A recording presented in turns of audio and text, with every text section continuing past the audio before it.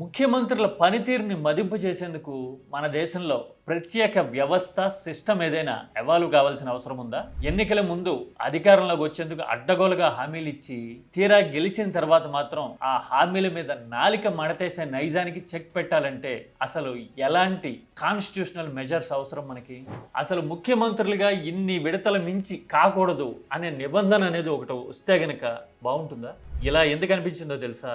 లేటెస్ట్గా రాజకీయాల్లో తలపండిపోయిన నాయకుడిగా పేరున్న ఒక ముఖ్యమంత్రి అడ్డగోలుగా చెప్తున్న మాటలు, ఇస్తున్న హామీలు చూస్తే అరెరే, ఇలాంటి వాటికి చెక్ పడాలి అంటే కేవలం రాజకీయంగా తిప్పికొడితే సరిపోదు, వ్యవస్థీకృతంగా మన సిస్టమ్కి కొన్ని వేళ్ళు కోరలు తొడగాల్సిన అవసరం ఉందేమో అని అనిపించింది. రాజకీయాల్లో నైతికత పడిపోతున్నప్పుడు, దొంగ హామీలు ఇచ్చి అడ్డగోలుగా అధికారంలోకి రావాలి అనే ప్రయత్నాలు చేస్తున్న వాళ్ళు పెరుగుతున్నప్పుడు ఇలాంటివి ఉండాల్సిందే కదా.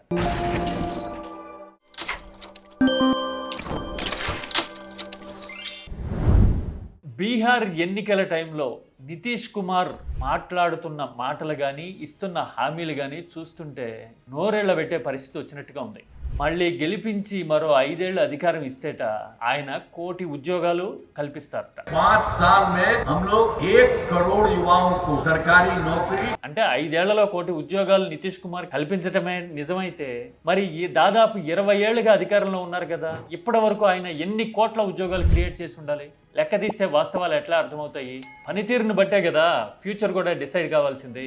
మరి అలా ఎన్యూమరేట్ చేసే వ్యవస్థ లేకపోతే గనక ఇలాంటి దొంగ హామీలు, దొంగ ప్రచారాలు చేస్తూనే ఉంటారు కదా. ఇదే నితీష్ కుమార్ చిత్రంగా ఇంకో మాట కూడా చెప్తున్నారు. పాట్నాలో ఆయన చేయాల్సిన అభివృద్ధి ఎంత ఉందట, అందుకని మరో విడత ఆయన్ని గెలిపించాలట. అఫ్ కోర్స్ ఏదైనా ఒక నగర నిర్మాణం కానీ, అభివృద్ధి కానీ నిరంతర ప్రక్రియ, ఎంత చేసినా కొంత ఉంటుందనుకోండి, అది కరెక్టే. కానీ గత 20 ఏళ్లలో ఎంత అభివృద్ధి చేశారు? స్పెసిఫిక్ గా ఇదిగో చేసిన అభివృద్ధి అని చూపించి చెప్పడానికి, ట్రాక్ రికార్డ్ ని కోట్ చేయడానికి ఏముంది ప్రత్యేకంగా? ఎప్పుడు గత పాలకుల మీద ఎలిగేషన్స్ చేయడము, కొత్త హామీలు ఇచ్చి అధికారంలోకి రావడమే కదా రివాజ్గా మారింది. అందుకే 20 ఏళ్ల తర్వాత కూడా జంగిల్ రాజ్ అనే ఎజెండాతోనే జేడీయూ బీజేపీ కాంబినేషన్ బీహార్లో ఎన్నికలకు వెళ్తోంది. ఇలాంటి పరిస్థితి చూస్తే ఇస్తున్న హామీల మీద ఒక క్యాప్ ఉండాలేమో, పనితీరుని మదింపు చేసేందుకు ప్రత్యేకమైన వ్యవస్థలు రావాలేమో, అన్నిటికీ మించి ముఖ్యమంత్రులుగా ఇన్ని విడతలు మించి కొనసాగడానికి లేదు అని నిబంధన ఏదైనా ఉంటే బాగుంటుందేమో అని నాకైతే అనిపించింది. ఇది అమెరికా అధ్యక్ష వ్యవస్థలో 2 సార్లకు మించి 3వ విడత అధ్యక్షుడు కావడానికి లేదు అంటారు కదా.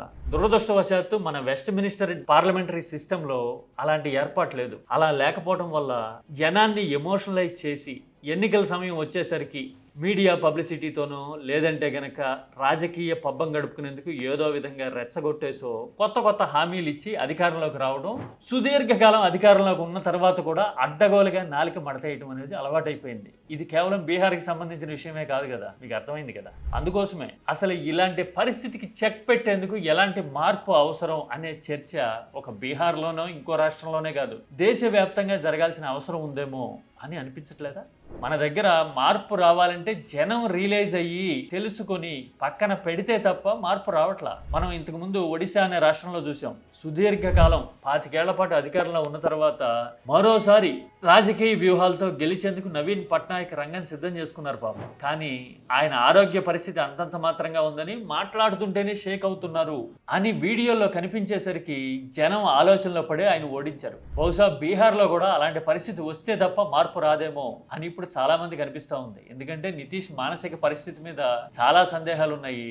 ఆయన ప్రవర్తన తీరు గురించి కూడా గత 2-3 ఏళ్లుగా చాలా లోతుగా చర్చ జరుగుతూ ఉంది. ఇలాంటి టైంలో ఆయన అడ్డం పొడుగు హామీలు ఇచ్చి మరో విడత అధికారంలోకి రావాలి అని సన్నాహాలు చేస్తూ ఉన్నారు. అంటే ఇది జనం విచక్షణకి, రాజకీయ నాయకులు వాస్తవ దూరంగా ఇస్తున్న హామీలకి మధ్య జరుగుతున్న పోరాటంగా కనపడుతోంది. మరి ఈ పోరాటంలో జనం విచక్షణ గెలుస్తుందా, లేదంటే గనక మభ్యపెట్టి అధికారంలోకి వచ్చేసేందుకు రాజకీయ నాయకులు చేసే ప్రయత్నాలే ఫలిస్తాయా అనేది we have to wait and watch. మీకు అర్థమైంది కదా, ఇది కేవలం బీహార్కి సంబంధించిన విషయమే కాదు. ఇలాంటి పరిస్థితి ఎందెందు వెతికినా అందందే కలదు. పైగా ఆంధ్రప్రదేశ్కి ప్రత్యేకంగా చెప్పను కూడా అక్కర్లా.